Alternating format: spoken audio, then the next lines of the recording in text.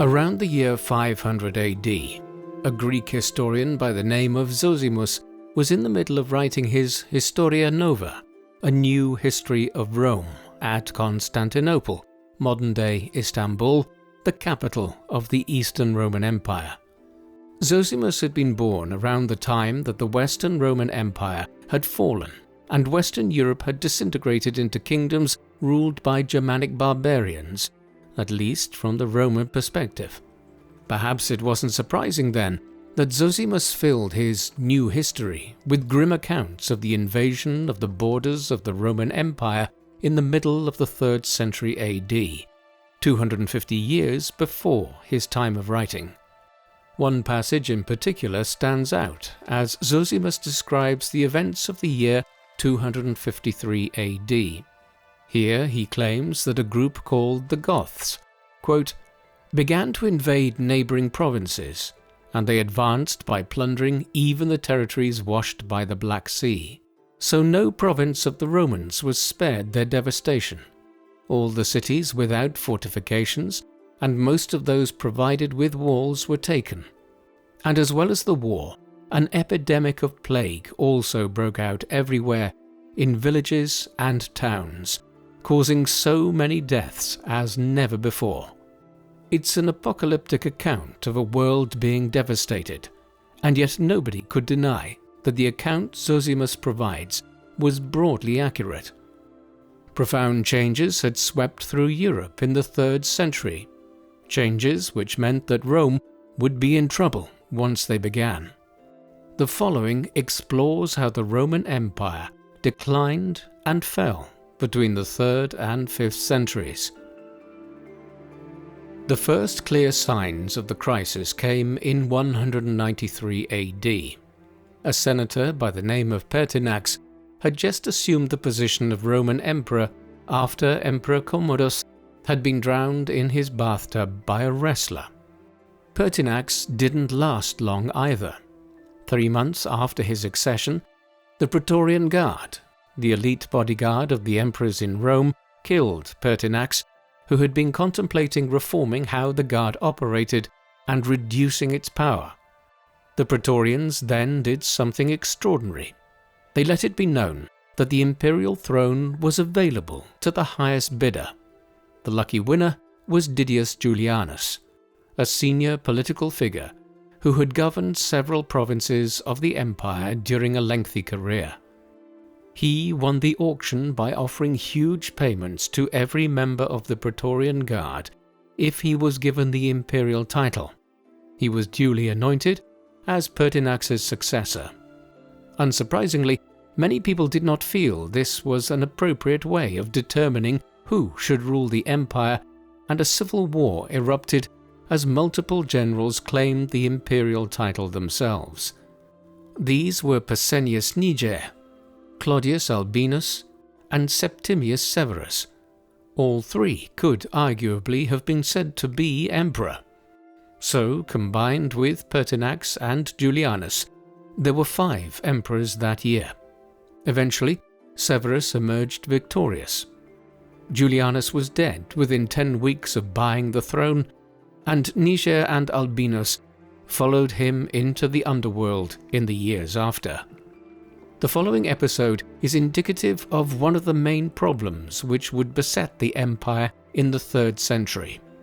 This was an empire where imperial power was now attainable for any general willing to seize it, and where the legions and Praetorian Guard were open to working for the highest bidder. This and many other issues would cause a profound crisis in the 3rd century. Before the worst of the crisis began, there was a period of semi-continuity, as Severus established a lengthy dynasty that ruled down to 235 AD. This was longer than the Flavian dynasty of Vespasian, Titus, and Domitian in the 1st century. But just because there was an apparent degree of dynastic stability doesn't mean that everything was okay. Septimius himself was a reasonably capable ruler who stabilized the political and military situation after the civil war that followed Commodus's assassination. Thereafter, things became more chaotic. Septimius's sons, Caracalla and Geta, jointly succeeded him when he died in 211 AD. They were not happy about this power-sharing arrangement, and Geta was dead by the end of the year, murdered on his brother's orders. Caracalla only lasted until 217 AD. He was killed in a plot which saw a brief interruption to the dynasty when a soldier named Macrinus claimed the throne. He was dispensed with a year later, when Julia Maesa, Septimius Severus's sister-in-law, plotted to place her grandson on the throne and restore the Severan dynasty. The boy, Elagabalus, turned out to be one of the most notorious rulers Rome ever had. After 4 years of alleged sexual debauchery and an attempt to impose the worship of an obscure Eastern sun deity, he was replaced with his cousin Severus Alexander, a 13-year-old. Hence, the Severan dynasty was not a stable one. Nonetheless, there were a few successes during it. Most notably, in 212 AD, Caracalla granted Roman citizenship to every free person of the empire. Until then, only the free people of Italy had been citizens, although in practice many emperors had granted entire cities the privilege of citizenship over the years.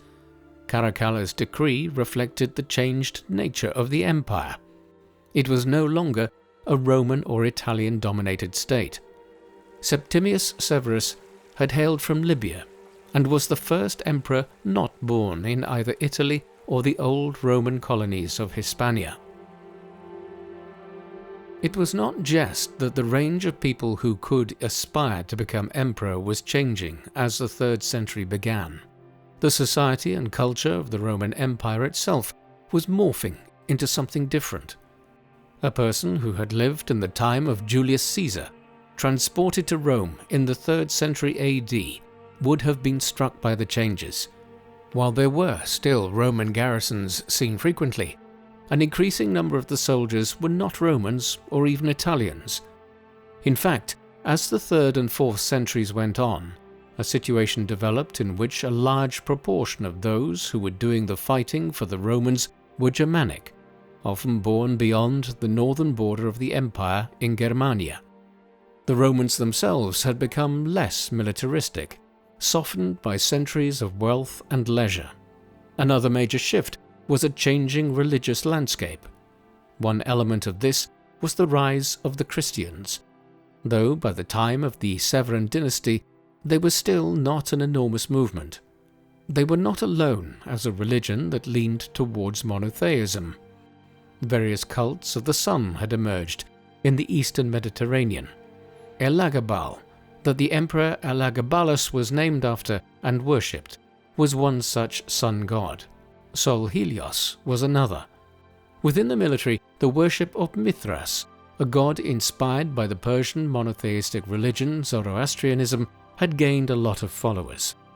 Thus there was a shift towards monotheism, an intellectual movement known as Neoplatonism, one which placed emphasis on a scientific and philosophical understanding of God and the soul, had emerged amongst educated Greeks in the eastern provinces. Finally, the Eternal City was losing its importance. Increasingly, the imperial court was moving around, and Rome would eventually be superseded within Italy by more northerly cities like Milan and Ravenna. The Severan dynasty came to an end in 235 AD, after Severus Alexander lost the support of the military and was assassinated. He was succeeded by a military commander who claimed power, Maximinus Thrax, or Maximinus the Thracian, meaning he was from around modern-day Bulgaria. His family had probably acquired Roman citizenship 2 centuries earlier, but their origins were not Roman. Here was a further break with the past, a ruler with virtually no blood connections to Rome or Italy. Maximinus Thrax would not last long on the throne himself, however. A revolt broke out in 238 AD, and a civil war ensued. one which resulted in so many contenders for the throne that it is known as the year of the 6 emperors. Most of these lasted a few months at best. What followed was not much better. Gordian became emperor at the end of the scramble for the imperial title, only to last about 5.5 years. Then Philip the Arab came along for a few years before being killed and succeeded by Decius, an emperor whose reign lasted 21 months, and so on and so forth. This was the pattern for a full 50-year-long period between the end of the Severan dynasty in 235 AD and the mid-280s AD. There were so many emperors who came and went, and so many generals who claimed the imperial title, that historians disagree as to how many people should actually be classified as emperors during this period. There were around 24 and several more contenders. Only a few managed to rule for a prolonged period, such as Valerian and his son Gallienus, who reigned back-to-back between 253 AD and 268 AD. Much of this rapid changeover of emperors was because the Roman army was out of control. There were hundreds of thousands of men making up the military establishment at this point, and entire legions could be bribed into supporting a candidate's claim to the throne with silver. This tendency had been there as early as 69 AD, the year of the 4 emperors, but during the 3rd century crisis it escalated to an unprecedented extent. The anarchic turnover of emperors was not the only issue during the 3rd century crisis. There was also a fiscal crisis. As commanders of different legions decided that they wanted to be emperor, they had to bribe their own troops and those of other legions to fight for their cause. This involved distributing the standard silver coins that kept the Roman economy moving. The only problem was that there was only so much silver to go around. Before long, emperors and would-be emperors began minting coins, which had pieces of base metal like iron or copper in the middle, and then washing that with silver on the outside to make it look like a pure silver coin. Nobody was fooled, and prices started to go up to reflect the reduced silver quantity. To compound matters, while the Greeks and Romans developed advanced knowledge of most fields of human inquiry, one of the few areas that they only had a remedial understanding of was economics. Therefore, they had no idea how to start effectively combating this inflationary spiral. On top of this, in the 250s and 260s AD, the empire was struck by a new devastating plague. The Plague of Cyprian, as it is known, is named after a Christian bishop, Cyprian, who left a detailed description of it. The exact pathology is unknown. It could have been a weak strain of Ebola or another wave of smallpox or measles. Millions died from it, and labor shortages then caused interruptions to the economy and even localized famines. Finally, all of this was occurring just as the empire was experiencing escalating attacks by Germanic and Asiatic tribes all along the northern frontier. Unlike previous iterations like the Marcomannic Wars of the reign of Marcus Aurelius, these were not episodic. They continued, and they got worse and worse over the next 2 centuries. The different groups of people who were now threatening to overrun the empire's northern borders came from a variety of different places. There was nothing new about Germanic, Asiatic or Indo-European tribes moving west across Eurasia from the Asian steppe in Mongolia and Russia to the region north of the Caspian and Black Seas, and then into Eastern Europe. These same migratory routes had brought groups like the Scythians into the northern Balkans and Ukraine a millennium earlier. Many of the Germanic and Celtic groups that the Romans had been battling with in Central Europe for centuries had traversed the same parts of Eurasia. What was different at this later stage was the scale of the migrations. It is fair to assume that there was awareness amongst these Germanic and Asiatic groups that there was a rich empire to the west whose borders were vulnerable and where rich plunder was to be had. Much of our information about the different groups comes from the Getica, written by a 6th century Latin scholar named Jordanes. He discussed where different groups like the Goths came from. Other groups discussed were the Franks, Alemanni, Burgundians, Vandals, Angles, Saxons, Suebi, and Sarmatians. Some of these clearly came from Scandinavia. Others had travelled thousands of kilometres from the Ural Mountains and beyond. We should be very wary, though, of classifying these groups as being homogeneous units of Goths, Franks, and the like. Individual war parties that invaded the empire in the 3rd, 4th, and 5th centuries might have been primarily comprised of one ethnic group or another, but they were confederacies of different tribes at the end of the day. When we hear of an army of Franks attacking the Roman border in Germania, the likelihood is that it was led by a Frankish ruler and his followers, while also featuring bands of soldiers from other tribes. The upshot of all of this was a level of chaos and uncertainty that was unprecedented in the history of the Roman Empire. Like any power, Rome had gone through periods of crisis and had its weaknesses. The era of the late Roman Republic, for instance, was one of interminable civil war and unrest. Still, even as this was happening, the state was expanding, conquering new territories all the time. There had been major breaches of the border before, and there had been no shortage of political intrigue from reign to reign. However, this was something different. There was no sense of security that things would return to normal. Sometimes the Germanic hordes were penetrating deep into the empire. A good example was the invasion of Dacia around modern-day Romania by the Goths and the Puecini in 267 AD. They overran that province and kept going all the way to Thrace and the Aegean Sea. Their army split up, and one section of it ended up raiding south towards Athens and the Peloponnese. A decade earlier, the Alemanni had even managed to penetrate into northern Italy and were dangerously close to descending on Rome itself. Their advance had only been stopped near modern-day Milan. It had been a close call, though. Rome's non-Germanic neighbours took advantage of this weakness as well. In 270 AD, Queen Zenobia of Palmyra, an oasis city in the Syrian desert that had become wealthy and powerful by dominating the caravan trade routes through the region, launched an invasion of the eastern provinces while the Romans were mired in another civil war.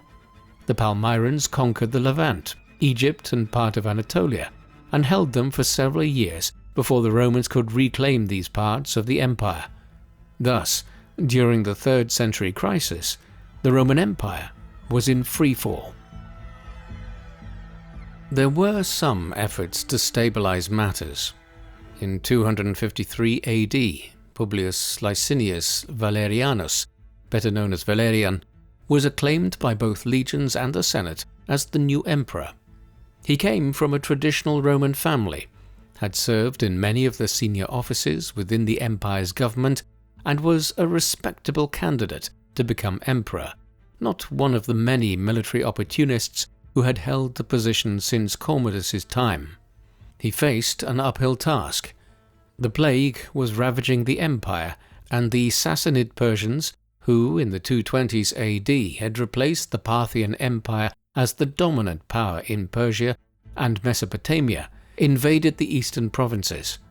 Leaving his son Gallienus in the west to try and stem the invasion of the border along the Rhine and Danube, Valerian went to the Levant to tackle the Persian threat. He made progress and recovered the key city of Antioch. Disaster struck, though, as Valerian became the first Roman emperor to ever be captured by the Persians. He died in captivity, and Gallienus became emperor. He ruled for 8 years and was an active emperor. However, he faced impossible circumstances. Numerous generals claimed the throne in the east as soon as his father was taken captive, and when he went to try to deal with them, a Roman commander of Germanic origin established his own breakaway state in Gaul. Gallienus was eventually assassinated in 268 AD, with things as bad as ever. The one figure who managed to rule with some success during the era was Aurelian, who came to the throne 2 years after Gallienus. In the course of a 5-year reign, he pushed back the Palmyrans under Zenobia. He defeated the Gallic breakaway state and built the Aurelian walls as a new defensive protection for the city of Rome. Contemporaries began referring to him as Restitutor Orbis, restorer of the world. However, even this wasn't enough for sanity to prevail.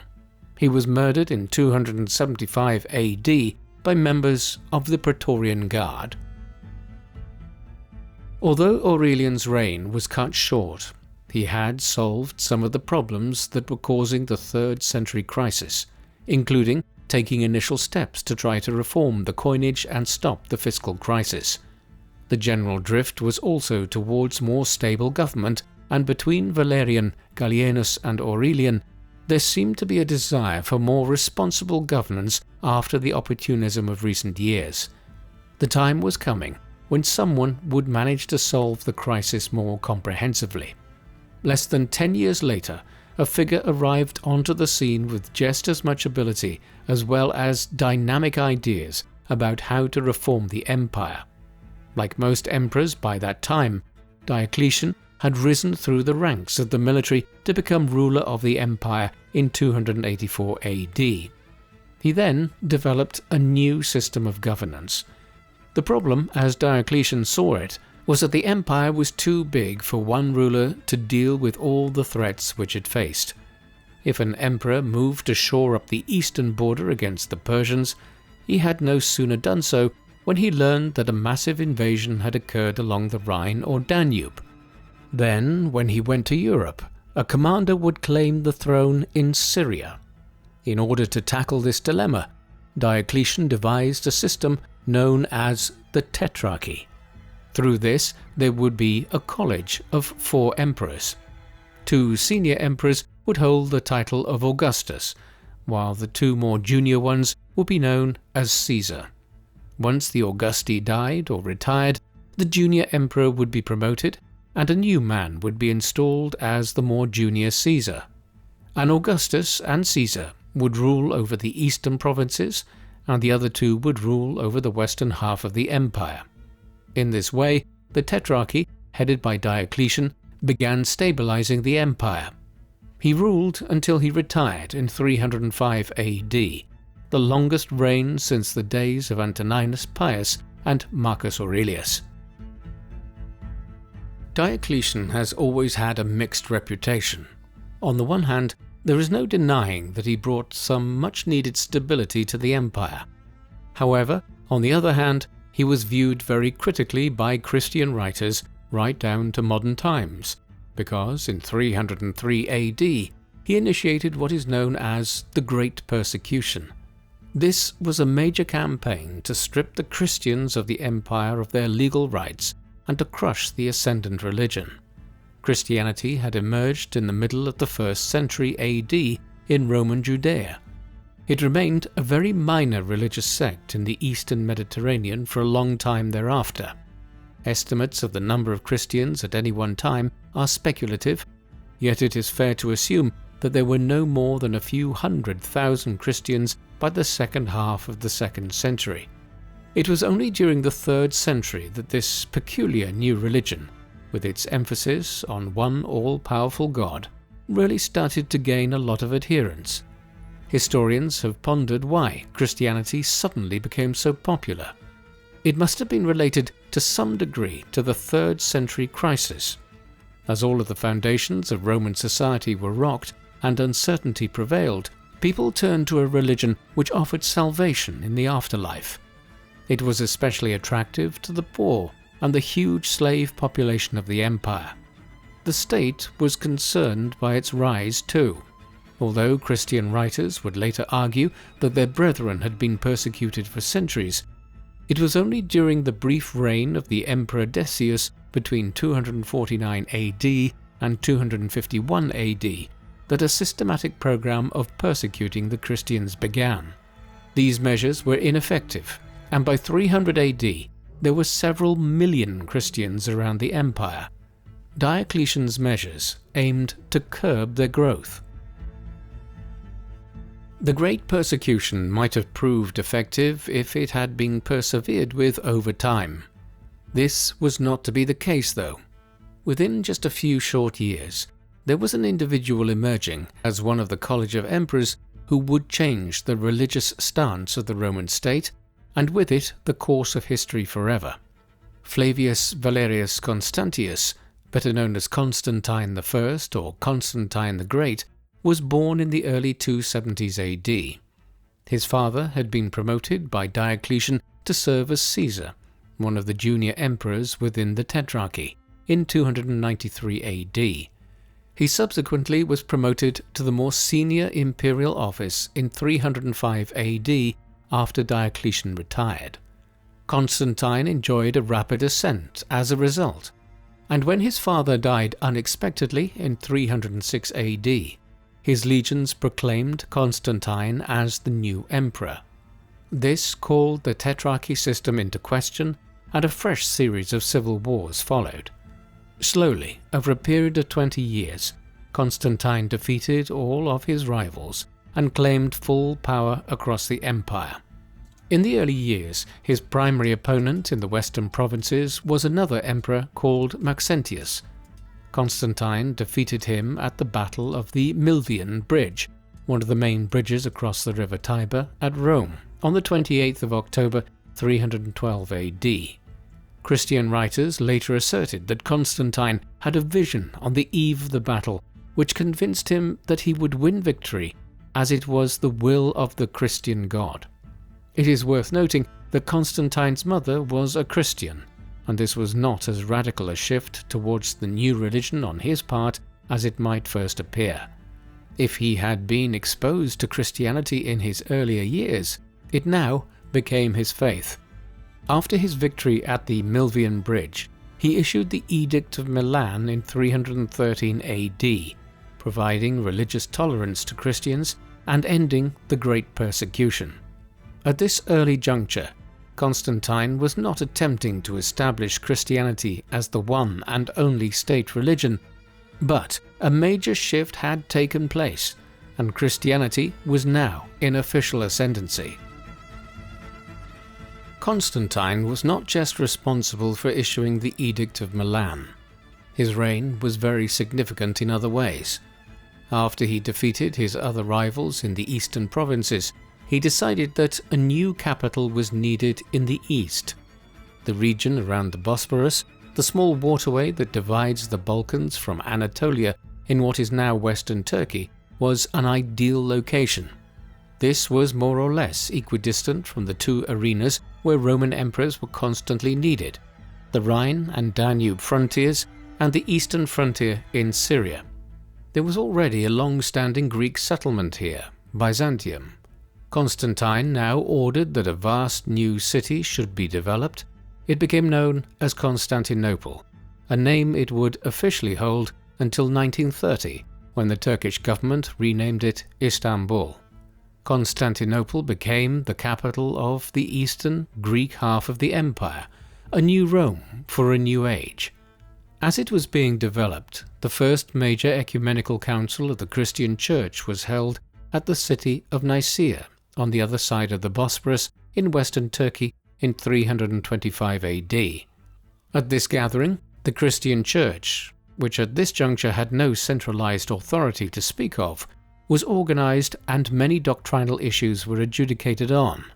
It is important to remember how chaotic a religion Christianity was at this time. There were dozens of Gospels, often with accounts of Jesus' life that directly contradicted each other. The Council of Nicaea was the first gathering which sought to establish a rigidly organized Christian church as a precursor to it becoming the state religion. Many Christian councils would follow over the next few centuries as the Christian religion became more rigidly defined.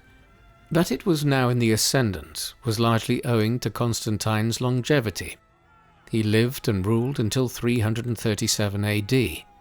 At 31 years, this was the longest reign since Caesar Augustus. Furthermore, he passed the empire on successfully to his sons, ensuring continuity of religious policy beyond his own lifetime. There is a belief that the period of the late Roman Empire was one of unmitigated crisis and decline. That's certainly a substantial part of the picture, but there were some successes too, even from a cultural perspective. The most important medical writer of antiquity, Galen, carried out most of his work in the age of Commodus and the Severan dynasty. Cassius Dio was writing in the age of the Severans and was one of the most important historians of antiquity. A person will have to look hard for a more precise historian from the ancient world than Ammianus Marcellinus, a Roman soldier who later wrote a history of Rome, which is our best source for some of the events of the 4th century AD. At the great school of learning in Alexandria in Egypt, Hypatia emerged as the foremost female mathematician of the ancient world. She expanded on the mathematical and astronomical works of earlier scholars who had worked at Alexandria. Still, there is no denying that the old kind of literature was giving way in the 4th and 5th centuries to a wave of Christian writers whose approach to most subjects was fundamentally different to their pagan forebears. They tended to view the world and everything in it through a religious lens. The work of the early 4th century historian and Christian scholar Eusebius is indicative of this. His ecclesiastical history is an important work for understanding the history of the late Roman Empire. At the same time, there's no doubting that it was written in a very different way to what went before, something made absolutely clear from the title. The same could be said of a wave of new works pouring from the pens of figures like the Church Fathers, St. Jerome and St. Augustine in the 4th and 5th centuries. Constantine and his successors broadly ensured that Christianity was first tolerated and then gradually became the state religion of the empire. Their work was nearly reversed, though, by a nephew of Constantine. Julian, better known as Julian the Apostate, on account of the savage criticism of him by Christian writers of the time, became a junior emperor in 355 AD when he was in his mid-20s. This was a dangerous period to be a member of the imperial family. Constantius II, one of Constantine's sons, had engaged in a ruthless campaign to centralize power in his hands after Constantine died in 337 AD. Julian's own father was murdered in these purges. Julian, however, survived, and as one of the few members of the family to live down to the time of Constantius's death in 361 AD, he unexpectedly became emperor. What was unusual about this was that Julian was not a Christian. Instead, he adhered to the old religion of Greece and Rome that would subsequently become known as paganism, as Christians sought a word which defined the old believers as rustic fools. Julian was not just a pagan, he was also a scholarly, learned ruler who sought to revive the old schools of philosophy in Athens, Alexandria, and elsewhere, which were under growing attacks from the heads of the Christian Church. He wrote many books himself, and his letters were considered sophisticated enough to be preserved too. Several of these were attacks on the Christians, while others critiqued elements of Greek philosophy, notably an attack on the Cynics. More importantly, Julian began actively undermining the Christian Church and sought to re-establish paganism. His initial efforts were widely popular in an empire where Christianity was still far from universally adhered to. One wonders how far Julian's reforms might have gone if they had not been cut very short. He was killed while campaigning against the Persians in the summer of 363 AD. Had he ruled as long as Constantine had, and had 30 years to reimpose paganism, maybe the history of Europe would have been very different. Julian's death in 363 AD brought the Constantinian dynasty to an end. The 57 years that the family ruled for, along with Diocletian's reign directly before it, was an interlude in which the empire had pulled itself out of the 3rd century crisis and recovered to an extent from the many problems it was facing. The period immediately after Julian's death saw fresh crises emerge. The attacks on the northern frontiers in Europe had never abated. However, agreements had been reached with several of the main tribes whereby they were given lands within the empire and fought for Rome against other groups. This was especially the case with the Goths, a major Germanic confederacy that controlled much of the territory north of the Black Sea. These arrangements broke down in the period immediately after Julian's death, in part because groups like the Goths in Eastern and Central Europe were being pushed further westwards into the empire by new groups from the Asian steppe, such as the Huns, who were also migrating westwards. Ammianus Marcellinus tells us that these attacks on their eastern flanks were what drove the Goths to pour into the Balkans in growing numbers in the mid-370s AD. A brutal war followed between the Eastern Romans and the Goths, peaking at the Battle of Adrianople in 378 AD, in which the Emperor Valens was killed. Adrianople was the ancient name for the city of Edirne, which lies only about 250 kilometers from Constantinople. With an emperor dead and a Germanic horde within striking distance of the eastern capital, the crisis was greater than ever. The resumption of the attacks on the Balkans and the danger which this placed Constantinople in was the spark which led to the final fatal division of the Roman Empire into two distinct states.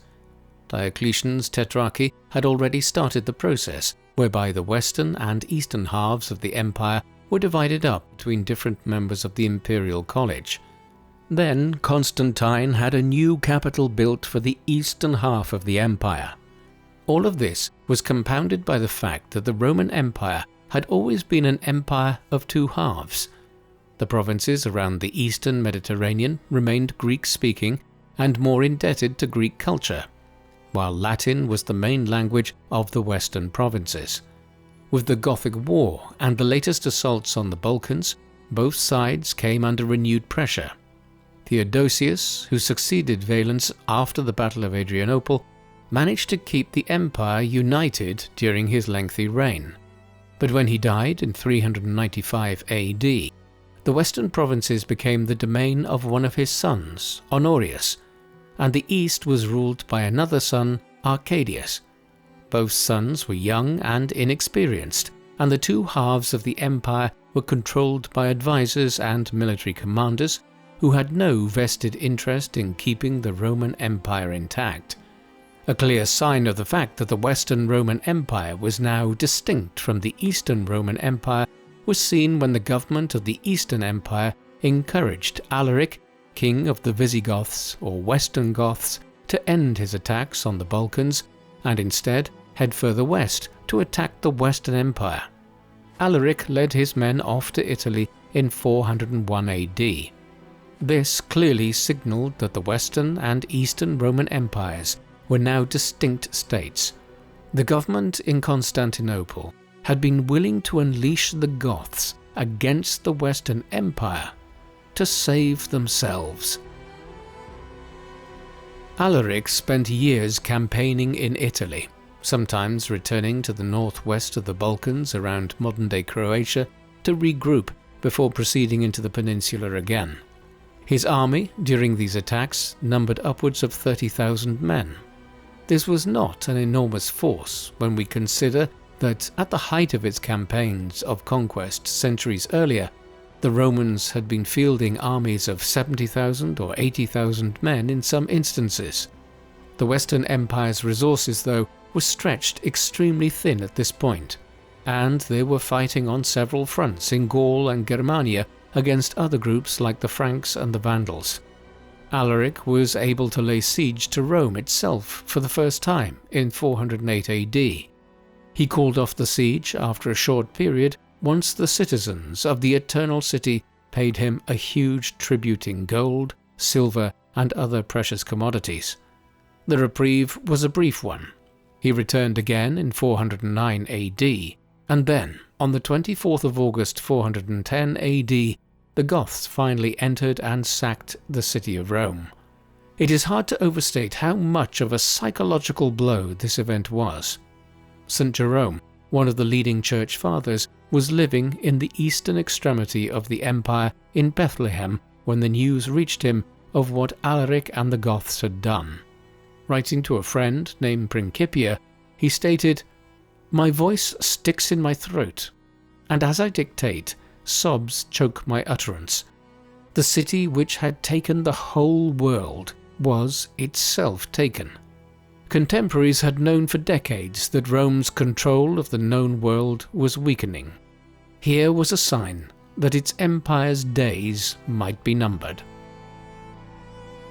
Events everywhere around the Mediterranean were frenzied by then. When civilizations fall, they are not just defeated politically and militarily. People turn on each other, and extreme behavior abounds as all the old truths which they thought they could rely upon crumble around them. This was manifest in the way in which the Christian intolerance towards the pagans and other non-believers escalated in the second half of the 4th century and into the 5th. As Goths and other Germanic groups invaded the Balkans, Gaul and Italy, many in Constantinople seemed to be primarily concerned with introducing new laws which persecuted all non-Christians. During Theodosius's reign, directly after the disaster at Adrianople, paganism was essentially banned. Temples were closed or, in many cases, converted into Christian churches. In Rome, the sacred fire that burned in the Temple of Vesta in the center of the city, a revered place in traditional Roman culture, was extinguished, and the order was disbanded. In other cities, gangs of Christian zealots gathered together to attack those who continued to worship the old gods. Many of these were gathering together to live as hermits or monks committed to Christian prayer. When not doing so, they enjoyed wandering through cities and towns, smashing the faces of old temple statues. The missing noses on many of these statues in museums around Europe today attest to the violent reaction against the old world as the Roman Empire crumbled. The old philosophical schools survived in Athens until the early 6th century, but eventually an imperial decree would order the closing of the Neoplatonic academies, even there, in the heart of ancient Greek culture. The sack of Rome by Alaric and the Goths in 410 AD opened the floodgates for the wider collapse of the Western Roman Empire. This was already in motion before Alaric and his men rampaged through the Eternal City. Evidently, events elsewhere had contributed to the fall of the capital, as men could not be diverted to Italy to protect it. On New Year's Eve 406 AD, a large force of Vandals, Alans and Suebi crossed the Rhine River somewhere in eastern Germania, probably near Mainz. The river could well have been frozen, allowing them to walk over it, and the decision of these groups to move into Gaul in such numbers might also be explained by pressure on them from the east as the Huns pushed onwards into Central Europe. The scale of this incursion was quite large. The Vandals now embarked on a bewildering campaign which saw them conquer their way through much of Gaul and then over the Pyrenees and into Hispania. They spent many years here before crossing to North Africa in 429 AD and establishing a kingdom there centered on Carthage. Meanwhile, the crossing of the Rhine at the end of 406 AD led to a large proportion of the Roman garrison being removed from Britain to try to defend Gaul. That process continued over the next few years, and in 410 AD, right as Alaric was preparing to sack Rome, the last Roman garrison pulled out of Britain. This was a significant moment. Britain had not been conquered by the barbarians. Instead, the Romans were admitting that they could no longer hold it with the resources at their disposal. Thus, they abandoned the province and never came back. The era that followed, known as sub-Roman Britain, saw local Roman elites who remained in the province trying to adjust to a new reality as Germanic invaders such as the Angles and Saxons invaded by sea from Denmark and the Low Countries. The end was nigh for the Western Roman Empire by the time the Vandals conquered the provinces of North Africa.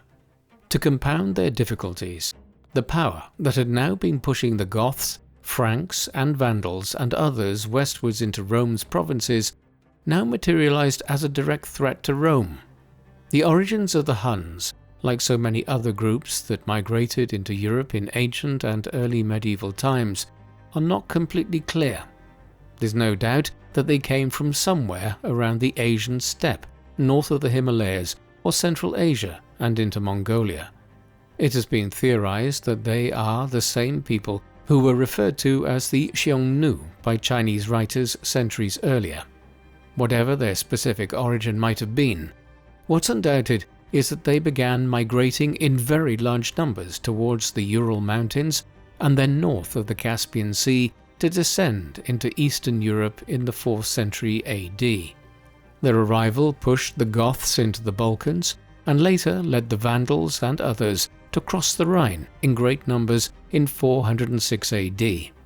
By the 420s AD, they were establishing a large confederacy that they ruled, running from around modern-day Hungary all the way east to Ukraine.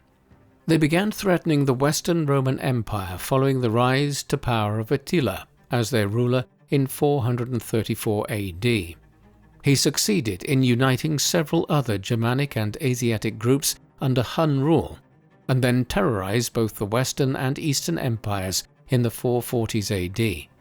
Tribute was exacted as the price for not devastating the Balkans, Gaul or Italy any further than they had already been. In the early 450s AD, he finally invaded Italy, where famine prevailed at the time.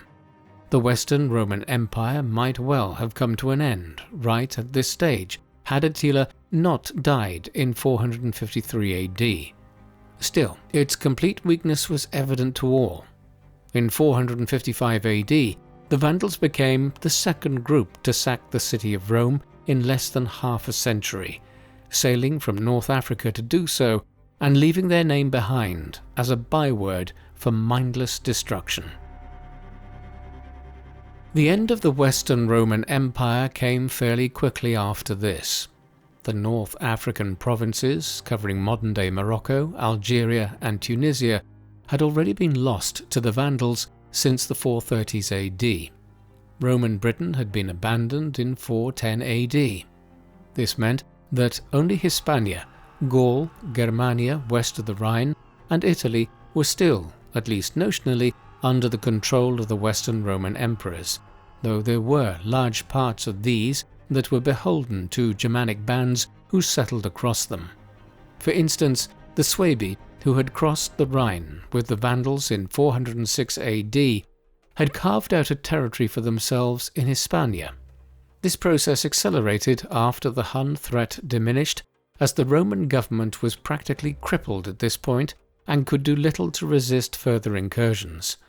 After Alaric's death, his successor, Athaulf, had led the Visigoths to southern France and established a principality centered on Toulouse. Meanwhile, further north, in the 460s AD, the Franks and Burgundians began claiming large parts of Gaul. Eventually, two Frankish rulers, Childeric and his son Clovis, established their own kingdom and sundered Gaul from Roman rule. They even pushed the Visigoths out of their base in southern Gaul and over the Pyrenees.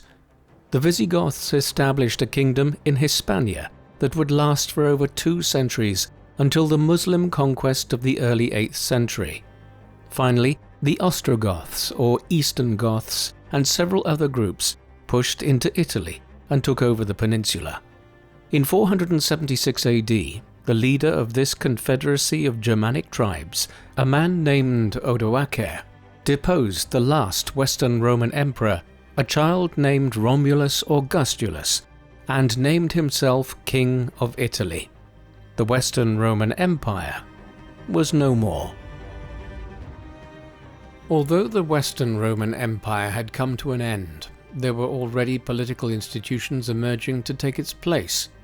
The Western Church, or Roman Catholic Church, had begun to diverge significantly from the Eastern Orthodox Church at Constantinople on various doctrinal issues.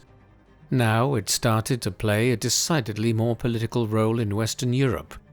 There was no longer a Western Roman emperor to play a role in producing a coherent Christian West. Therefore, the Bishop of Rome would have to play the role.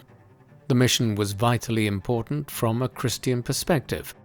The Western provinces had not just been overrun by Germanic tribes, they had been overrun by pagan barbarians who worshipped Germanic versions of the old gods. The fate of Christianity in Western Europe now pivoted on how the Church managed this situation. To further complicate matters, many of the Germanic warlords who had converted to Christianity were adhering to a heretical strain of Christian belief known as Arianism, after its founder, Arius, a preacher of the early 4th century who had rejected the standard interpretation of the Trinity and argued that God had created Jesus. The heads of the Church navigated these issues in the decades after the collapse of the Western Roman Empire and managed to convert rulers like Clovis, king of the Franks, to Catholicism. In this way, they began building a strong internationalist church across Western Europe out of the wreckage of the empire. By the time of Pope Gregory a century later, proactive measures were being taken to send out missionaries to Britain and Ireland to convert lands that had either never been part of the Roman Empire or had fallen out of its control centuries earlier. There were a great many other changes that were taking place in the final century of the Western Roman Empire, which continued in the period after its final collapse. In many ways, these were even more significant than the political and military changes, though they were interconnected as well. The foremost was the collapse of urban life. Rome was one of the first truly urbanized empires. At its height, about 1 in 4 people in places like Italy, Egypt, and Asia Minor lived in cities and towns. This might seem like a small number by modern standards, yet it was very high for a pre-industrial society. This level of urbanization was based on Roman trade and commerce, which was very complex and needed a lot of merchants and craftsmen living in towns to function. Roman government also required officials to carry out a range of duties, and there were many towns that grew up around Roman legionary barracks, which were just as much administrative hubs as military sites, with the legionaries often acting as police and firemen, amongst other duties. The end of Roman rule saw a collapse of this system, and as the trade networks that channeled food into the cities and towns collapsed, people left for the countryside to try and eke out a subsistence living there. A domino effect ensued. Without urban schools, literacy levels began to fall quickly. Libraries were abandoned, and huge amounts of documents were lost for generations to come. In general, there was an abrupt societal regression, such that the era that followed in the 6th and 7th centuries is typically referred to as the Dark Ages. Some historians today dispute this term and argue that this period had its own merits, but there is really no denying that the 2 centuries after the fall of the Western Roman Empire were ones of catastrophic decline in Western Europe. This part of the world would not return to the prosperity it had enjoyed in Rome's heyday for another 1,000 years or more. Not everyone had given up on the western provinces. In Constantinople, far to the east, there were many who believed that the empire could still be reconstituted. There was more than a bit of cultural arrogance involved here.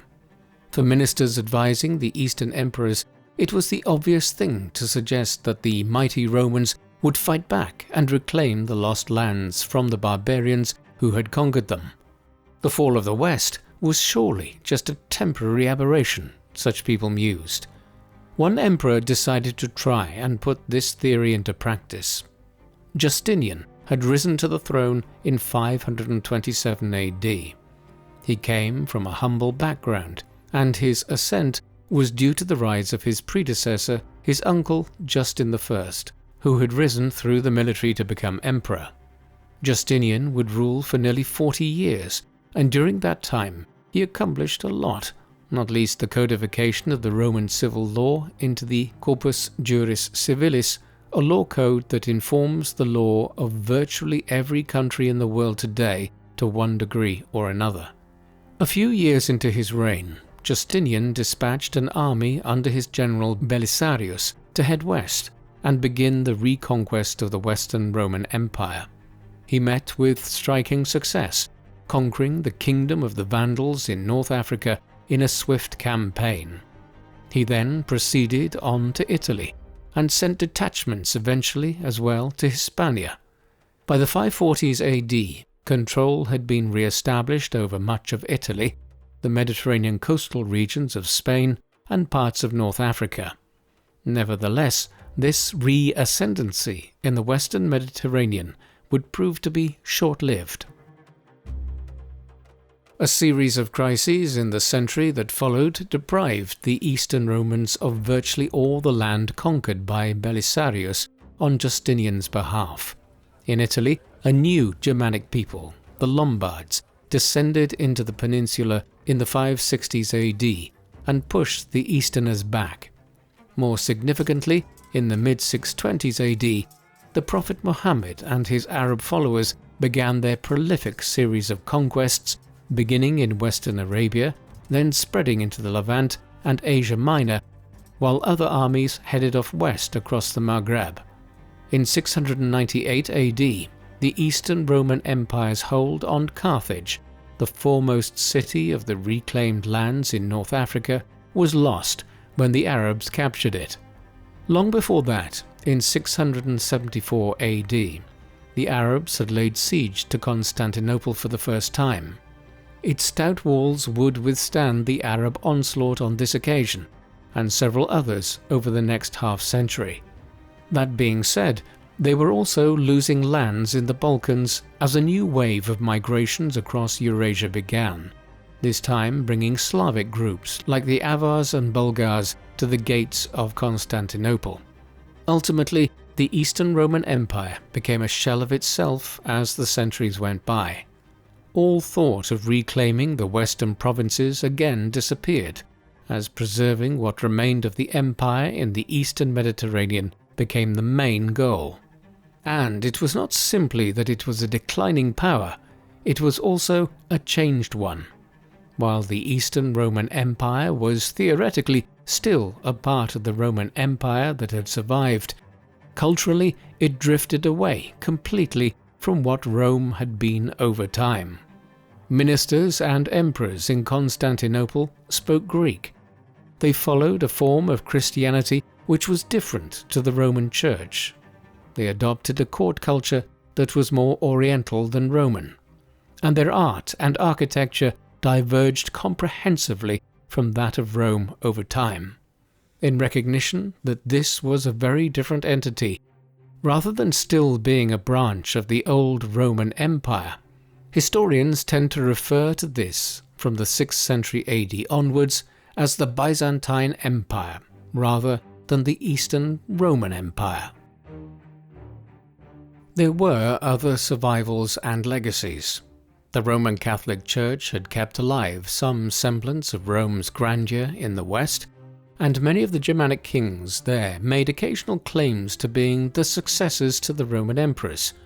One of them, Charles, ruler of the Franks, better known as Charlemagne or Charles the Great, was crowned at Rome as a new Roman emperor on Christmas Day in the year 800 AD. By then he had reconstituted a large proportion of the Western Roman Empire, with only Spain, Britain and southern Italy outside of his control amongst the former imperial lands. Charlemagne's coronation became the basis for the subsequent establishment of the Holy Roman Empire and the title of Holy Roman Emperor and King of the Romans. These were dual temporal and ecclesiastical titles which, after a time, focused primarily on Germany. Part of Charlemagne's empire had been here, and it was an area of particularly militant Christian sentiment in the centuries after his time, as there was still a lot of conversion of pagan groups like the Wends and Slavs occurring in the north and east. The concept of a Holy Roman Empire and a Holy Roman Emperor elected to lead it would persevere in Germany until it was finally dismantled by Napoleon Bonaparte in 1806. Elsewhere, the Byzantine Empire, despite facing several existential crises over the centuries, managed to survive until 1453, when it fell to the emerging Ottoman Empire. Incredibly, some of the Turkish groups that moved into Turkey and parts of the Middle East in the medieval era even viewed themselves as carrying the flame of Rome forward. The Seljuk Turks, the forerunners of the Ottomans in the region, had called their state the Sultanate of Rum, or Rome. Thus, while the Roman Empire could be said to have largely come to an end in the 5th century, when the western part of it was overrun by the Goths, Franks, Vandals and others, the concept of a Roman Empire and the possibility of reviving it to all its grandeur had a very long afterlife. The history of Rome and its empire is a long and complex one. Legend has it that the city of Rome was founded on the banks of the river Tiber in 753 BC by the twins Romulus and Remus, sons of a princess of Alba Longa and Mars, the god of war. Romulus then slew his brother and founded a monarchy that lasted nearly 250 years, through 7 kings, coincidentally the number of hills on which Rome was built. The reality is probably less glamorous. A collection of Bronze Age and early Iron Age villages that had existed here since the 2nd millennium BC joined together to form a small town sometime around or after the year 1000 BC. Things moved slowly from there. Rome switched to a republican form of government in 509 BC, one with a mixed constitution in which aristocratic elements dominated the Senate. However, owing to the conflict of the orders, a more democratic system emerged. The city remained a very modest power in central Italy for centuries. It was only following the sack of the city by a marauding army of Celts in 390 BC that it began to expand. What happened thereafter was extraordinary. It conquered much of the Italian peninsula in the 4th century BC, defeated Carthage to become the hegemonic power of the Western Mediterranean in the 3rd century BC, and then expanded into the Eastern Mediterranean in the 2nd century BC. Yet this expansion came at the expense of its democratic system. As Rome's armies became bigger and bigger, its generals became more and more powerful. 2 of them, Cornelius Sulla and Julius Caesar, established themselves as dictators of the Republic. Caesar Augustus outdid them, creating the Principate as a way of pretending that he was simply Rome's first citizen. In reality, he had established the imperial system. Emperors would rule Rome for the next half a millennium. They managed to do so broadly in peace and prosperity for half of that time. Eventually, though, Rome became a victim of its own success. Its own people became less warlike and more sedentary, while Germanic and Asiatic tribes across Eurasia streamed towards Europe to invade the rich empire they had heard of to the west. Many people have analyzed why the Roman Empire fell. The reasons are multifaceted. Yet there is no doubting that the primary reason for its decline and fall was the invasion of its northern borders and conquest of the provinces by outsiders. Regardless, its legacy lived on, whether in the form of the Byzantine Empire, or the Holy Roman Empire, or the literature it left behind, or the civil law, or the languages we speak, so many of which are derived from Latin. Rome, in some ways, is still alive around us today. Indeed, the Bishop of Rome, the Pope, still bears one of the titles of the Roman emperors, that being Supreme Pontiff. So in many ways, in the form of the Roman Catholic Church, the Roman Empire is still in existence as an empire of the mind. What do you think of the crisis, decline and fall of the Roman Empire? Could the empire have been saved with more effective leadership, or were there simply too many structural problems and such a massive invaders that Rome was doomed no matter what its leaders did? Please let us know in the comment section, and in the meantime, thank you very much for watching.